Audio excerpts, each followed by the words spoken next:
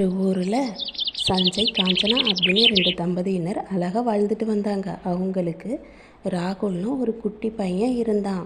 ராகுல் தூங்கிக்கிட்டு இருந்தான்.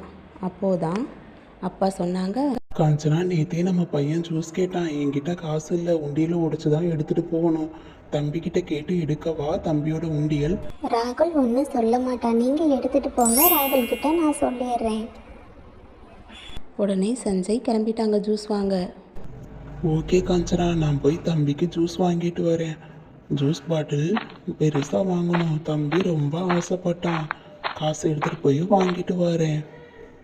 அம்மா, அப்பா எங்க? நான் நேத்தே ஜூஸ் கேட்டேன். அப்பா வாங்க போயிருக்காங்களா? எனக்கு ஜூஸ் வேணும் அம்மா. ஜூஸ் வாங்க போயிருக்காங்க. ஆமாம் கண்ணா, உனக்காக அப்பா ஜூஸ் வாங்க போயிருக்காங்க, இது வந்துடுவாங்க, வெயிட் பண்ணுப்பா. ராகுல், உனக்காக ஜூஸ் வாங்கிட்டு இருக்கேன். எப்படி இருக்குன்னு பாரு. நான் உன்னோட